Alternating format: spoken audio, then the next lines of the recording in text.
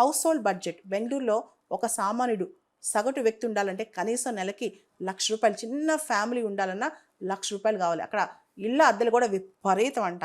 So ఇక్కడ Bengaluru metropolitan transport corporation BMTC వాళ్ళు, నమ్మ మెట్రో వాళ్ళు విపరీతంగా ఫేర్స్ పెంచేశారంట. ఎందుకంటే మా ఆపరేషన్ కాస్ట్ బాగా పెరిగిపోయింది, మీ టికెట్ ధర కూడా పెంచేస్తున్నామని చెప్పి. దాంతోపాటు డైలీ ట్రావెల్, రోజు అక్కడ కమ్యూటర్స్ చాలామంది ఉంటారు, మెట్రో ఎక్కేవాళ్ళు, బస్సులు ఎక్కేవాళ్ళు, వాళ్ళ ఖర్చు కూడా విపరీతంగా పెరిగిపోయిందంట. అంతేకాదు పెరుగు, పాలు ఇవన్నీ కూడా విపరీతంగా ఖర్చు పెరిగిపోయింది. ఓవరాల్గా హౌస్ హోల్డ్ ఎక్స్పెండిచర్ అనేది బాగా పెరిగిపోయిందంట.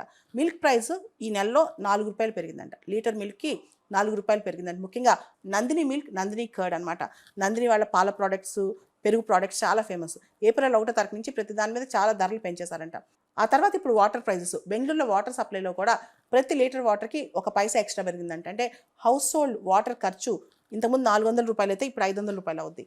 దాంతోపాటు ఎలక్ట్రిసిటీ, పవర్ ఖర్చు కూడా బాగా పెరిగిపోయిందంట. సర్ఛార్జ్ కూడా పెంచేశారు. దాంతో ఇంట్లో పవర్ బిల్స్ కూడా పెరిగిపోతున్నాయి. గార్బేజ్ కలెక్షన్, బెంగళూరు మున్సిపాలిటీ వాళ్ళు, బృహత్ బెంగళూరు మహానగర పాలికే వీళ్ళు ఈవెన్ గార్బేజ్ కలెక్షన్ ఛార్జ్ కూడా విపరీతంగా పెంచారంట. దాంతోపాటు రెంట్స్, ఇళ్ళ అద్దెలు బెంగళూరులో బాగా పెరిగిపోయినాయంట. And fuel prices, toll prices విపరీతమైన బర్డన్ అంటే ఇప్పుడు ప్రజల్లో. సో బెంగళూరులో సగటు వ్యక్తి ఉండాలంటే చాలా కష్టం.